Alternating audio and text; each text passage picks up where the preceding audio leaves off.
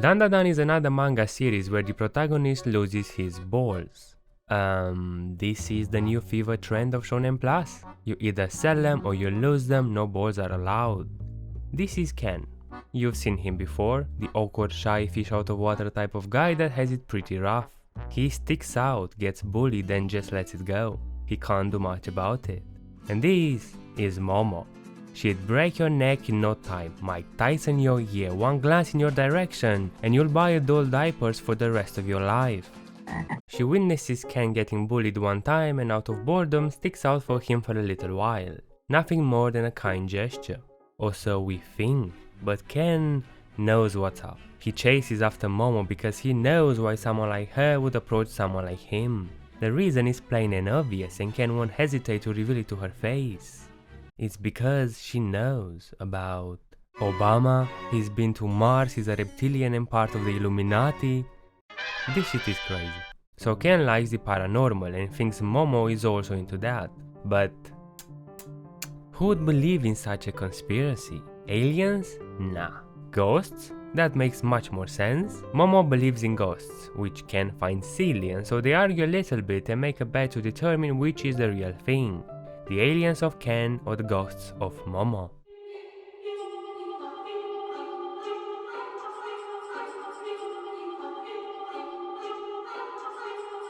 Yeah, both of them are real. Now remember when I mentioned the lack of balls? Well, turns out the ghost named Turbo Grandma, let that sink in for a little bit, possessed Ken and took his pillow with the stones. While at the same time, Momo was kidnapped by aliens who wanted to Dandadan her, and somehow she discovered that she has psychic powers. Yeah, so listen, do you have more of that weed? Definitely a tad bit outlandish. A bit more perhaps. This fateful encounter sets Ken and Momo on a quest to retrieve Ken's jewels.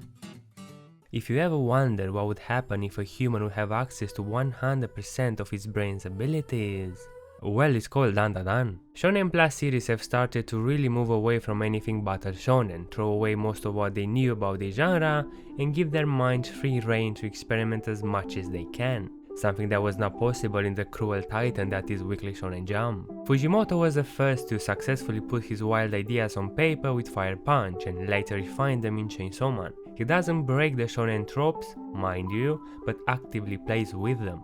That way his story still follows the same shonen structure, but he coats it with whatever ideas his mind thinks of. To use an analogy here, imagine a freshly plastered wall. That is the shonen structure. Now, you hire Kishimoto to paint that wall. He tells you that he can add a coat of paint of any color, maybe some wallpaper with an interesting design. He could even go for some geometric layout and that would make the wall look pretty good.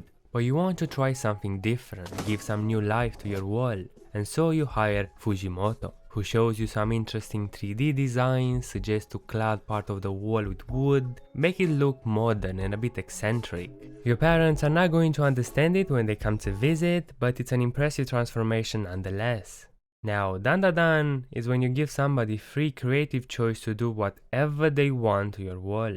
Only for you to come back a week later and see several layers of paint of different colors with some 3D designs on top, some illuminated wooden decorations, even a few marble tiles in the middle of it. It looks kinda crazy. The guy behind it must have had some mushroom for lunch, yet it looks stylish, still crazy, but you can't stop looking at it. Whether it's a good thing or a bad thing, well, that's Dandadan. There are aliens that want to steal human bananas, people who want to prevent a guy from taking a poop, a gilf, which, we're going to talk about her later, don't worry, genuinely unsettling moments like, look at this monstrosity. I would expect that in an Ito Junji work, but not fucking Dandadan, I didn't sign up for this. On the other side of the spectrum, it has these emotional moments that delve into some serious topics and they hit hard. I expected to read some funny dialogue and get some laughs, but it flipped the script on its head and it got pretty dark pretty quick. 5 pages were enough to invoke the sadness. It will happen to you too. I'm fairly certain that Yukinobu can pull whatever topic he wants and make that work, which is not something to be taken lightly. But his biggest accomplishment must be the way he writes characters and unpredictability. Let's talk about the latter first. There is this scene where Momo and Ken need to beat an yokai in a game of tag, an yokai that is well known for its speed, and so they think they found a clever way to get an advantage by telling the yokai to count for 10 minutes before chasing after them. And the yokai is like, okay, 1, 2, 5, 21 minutes, 5 minutes. What the fuck? No way she did them like that. I mean, they told her to count, not how to count. It's a funny scenario, albeit terrifying given the context. I won't spoil it for you, but what comes after it's even more surprising. Oh, and Ken can also use his legs like a helicopter.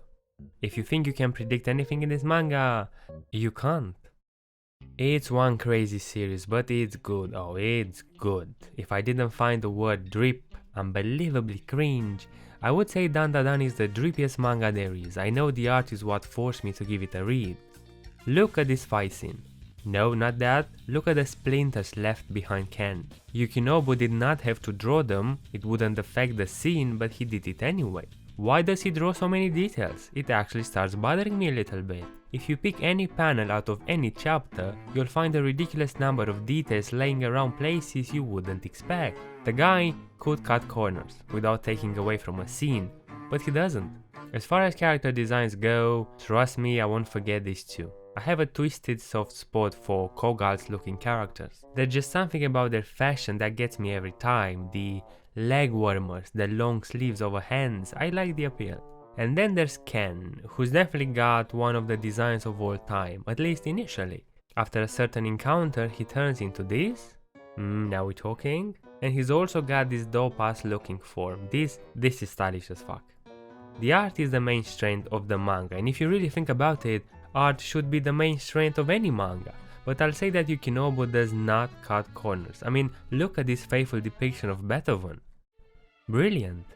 If that Beethoven seemed a little bit weird, well, you gotta get used to it. One chapter you may see Ken and Momo chased by Senjogahara and laugh it off, and in another, oh god, disgusting, and then terrifying, and disgusting again. Yeah, Dandadan juggles genres. It goes from wacky and funny scenes to body horror, from genuinely touching moments to, oh, hello there, you look pretty good for a grandma. The genre juggling, as interesting and appealing as it is, it comes with a drawback. Story-wise, if I could say that, it does struggle a little bit. I don't know where this narrative wants to go. I don't know if I should expect something grander to occur, or whether I should just take in every adventure as it comes. Because Dandadan does not seem to have an end goal. It also lacks a major antagonistic force, so you don't have that as a destination to look forward to. The manga is still young as 70 chapters can be, and it still has plenty of time to lay the grounds for something grander, if that's what it wants to do. Maybe this stretched episodic structure with a few good but short arcs in between is the route Yukinobu wants to take. I can't tell for sure, but what does stay consistent and constantly develops is the romance aspect. Momo loves this Ken Takakura guy, tough, strong, 10% body fat, and she tries to find somebody that resembles her ideal type. But fate made it so she meets this Ken Takakura, shy, weak, absent of any visible muscles, totally not the type she's been looking for. Or is that so? You know when you spend a substantial amount of time with somebody and you sort of get closer whether you want that or not? Well, Momo, my girl, I have some news for you. The wimpy Ken grows on Momo and their relationship is quite endearing to say the least. I like how it has this natural progression and you can actually see the moments that slowly cemented them as an item. The romance doesn't actually move backwards whatsoever. It never gets stale and the classic misunderstandings are cleared up really quick. And it is like that because of how grounded the characters are. Look at this stupid bitch, Bo Hancock from Wish. I already knew I was going to hate her the moment she was introduced, an arrogant brat who relishes in her beauty. She has this nasty way of making fun of Ken. I mean, please get her out of here. But then, when you get to peel some of those obnoxious layers off her, when you give her a chance, she's quite an endearing character. She's actually funny and ridiculous and cute and badass. She is surprisingly an upstanding person that showed a level of maturity I did not think she could. Not to mention that she has this dope looking form. I regret calling her a stupid bitch. Maybe I am the stupid or this infatuating chemistry between Momo and Ken and how they act like real people. When you develop something in common with another person, you want to keep talking to them, you want to spend time with them because you enjoy their company. It's that simple. When you click with somebody, you don't try to justify your attachment, you just roll with it. It's a natural reaction. Any relationship in Dandadan has the same authenticity, the same warmth to it, that reigns on top of the unpredictable plot, the ridiculous humor, and the fascinating action scenes. This is what I'm reading Dandadan for.